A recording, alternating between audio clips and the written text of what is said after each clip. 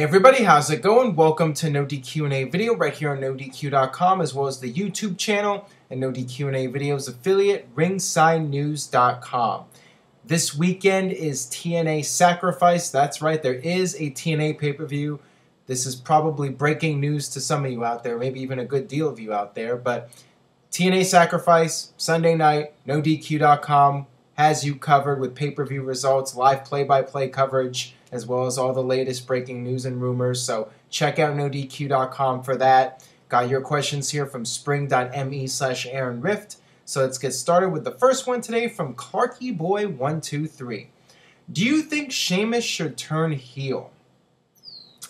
Absolutely. I think that Sheamus is overdue for a heel turn. He's been a babyface now for the better part of 3 years, maybe even 4 years. I've lost count at this point. It's been a while since he's been a heel, and right now he's kind of just lost in the shuffle. And I think a heel turn would do him some good and would give him a new opportunity to get back into the upper mid-card mix and become a major player again. Right now, he seems to just be another guy on the roster. And I got this question here from Kayfabe Candy Ass. Do you think Sheamus is done as a main eventer?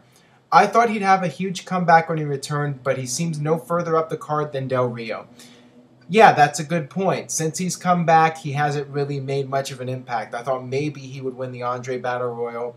That didn't happen. You have to keep in mind that Sheamus does have friends in high places. Triple H is very high on Sheamus. It's been well documented that they're workout buddies, and Sheamus patterns himself after Triple H, and Sheamus has gotten a huge push right from the get-go in WWE. So he's a guy that the company's very high on, and he's a guy who's loyal, and he goes out there, he gives it his best effort every night. So I think that we will see Sheamus getting another push at some point. It's just a matter of time, I think.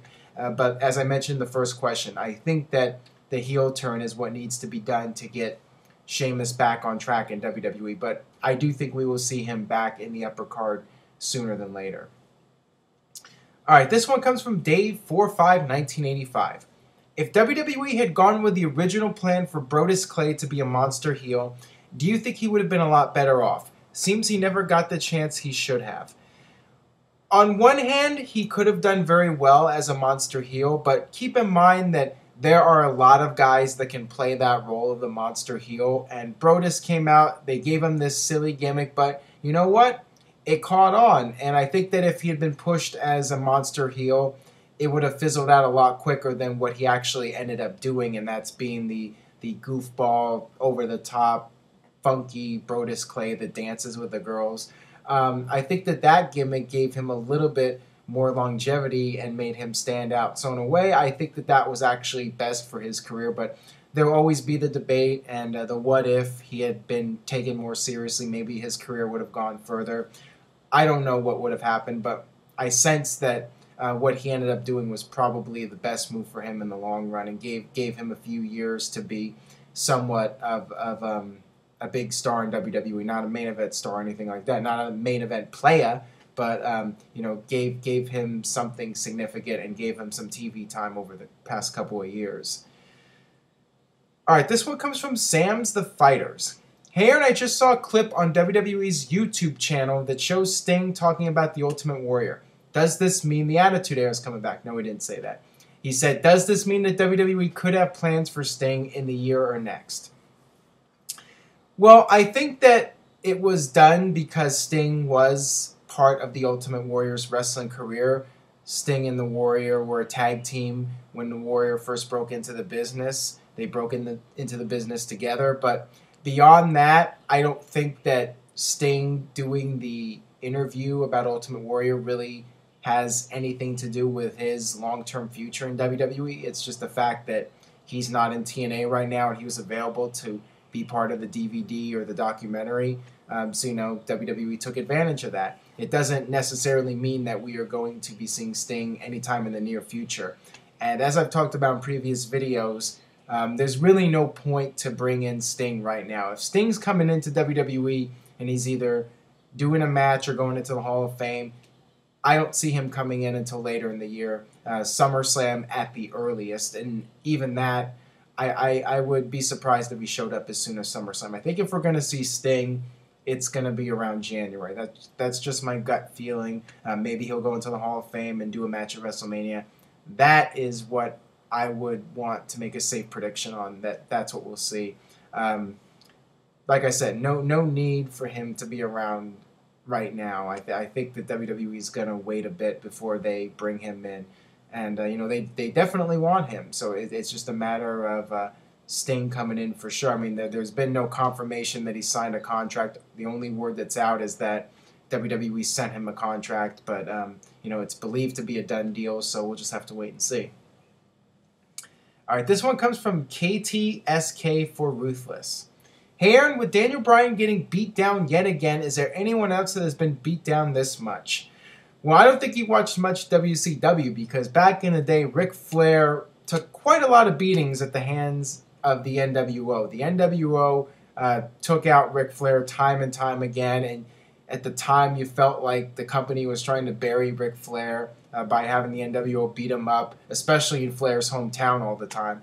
But the thing about the underdog getting beat up, somebody like Ric Flair, and he was definitely being portrayed as an underdog during that period. And guys like Mick Foley and Daniel Bryan, no matter how much you knock them down, the fans continue to get behind them. And the fans, if they're behind an underdog, they will continue to cheer for that guy. And all right, this next one comes from Slow Motion Man. Aaron, please answer in video.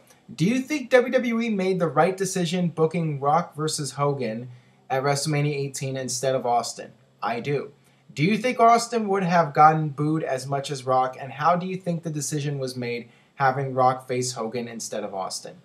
I actually do think that WWE made the right decision. I think that as much of a big match as Hogan versus Austin was, Rock versus Hogan seemed to have a better, I don't know how to put it, but a better chemistry between those two, because you had Rock, who was more like the Hulk Hogan character than Steve Austin was like the Hulk Hogan character. Steve Austin and Hulk Hogan were two very different characters, almost complete opposites. But Rock, like Hogan, was this charismatic, over-the-top good guy, superhero-like, and he had a career outside of WWE doing the movies, and he was a Hollywood star.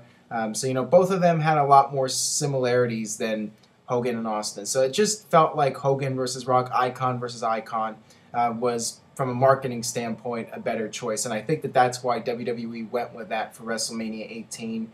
And, Austin wasn't really happy about having to face Scott Hall at WrestleMania. It's just a shame that they never did do Austin versus Hogan. I mean, that would have been an excellent match for WrestleMania 19, but for whatever reason, it didn't, it wasn't meant to be.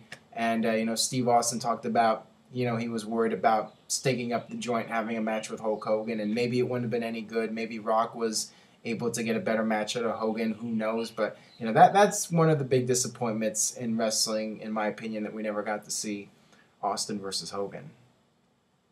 And it would have been interesting, the crowd reaction. I think in Toronto, I think it would have been 50-50. I definitely don't think Austin would have gotten booed as much as Rock. All right, this one comes from BHinder1. What did you think of the commentary during the Kane and Daniel Bryan segment? I thought Michael Cole was on his A game and selling it pretty well. I just don't like JBL and King that much. I really have no complaints about it. It didn't bother me. Really, the only recent commentary that I had a big problem with was when Evolution made their big return, their official return. That was very noticeably bland. But with the Daniel Bryan segment and Kane beating him down, I thought that was fine. I mean, Michael Cole was in his usual tragic voice, very upset about what went down, and it's fairly standard. We've seen Jim Ross do it, Michael Cole, and every other announcer with their serious, sad commentary when somebody gets seriously hurt in the storyline or whatever. So it was fine. No real issue with it. All right, this one comes from Kid Raf 543. Hey, Aaron, do you think more WWE talent should have jumped ship to TNA or Ring of Honor? There's so much talent being used and misused. A lot of these guys can make a difference to the business. Guys like Ziggler, Cody Rhodes, Kofi Kingston, for example. Well, I think when it comes down to it, it's money and exposure.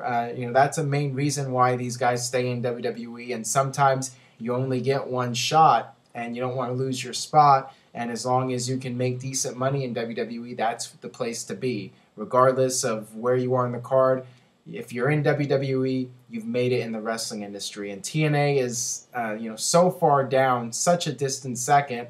I don't think guys will want to go to TNA unless they really have no other option, or if they feel they can make good money on a very light schedule, and their bodies are worn out from WWE and they can't handle the full-time schedule. I think as long as the guys can handle the schedule and they can get on the cards and make the good money, they're going to stick around with WWE as long as possible.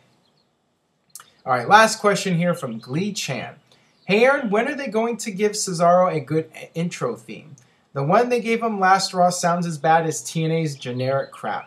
Well, I definitely agree with you about the theme song. Definitely reminds me of something that TNA would come up with. And I hope they change the theme song. Don't know if they're going to or not, but a lot of the internet feedback, I think, has been negative towards the theme song, and I think WWE will take notice. Somebody like Wade Barrett went through 4 different themes before he got something decent.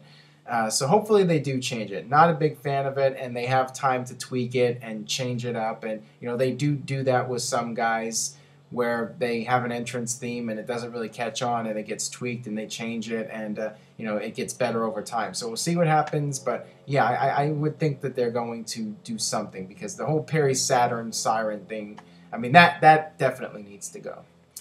All right, that'll wrap it up for this edition of No DQ&A video. Check out NoDQ.com, as I mentioned at the start, for TNA Sacrifice coverage. Yes, there is a TNA pay-per-view this weekend. And stay tuned to NoDQ.com for all the latest regarding Extreme Rules. And share this video on Facebook and Twitter. Tell a friend about NoDQ&A video. And I will see you guys next time for more. Thanks for watching.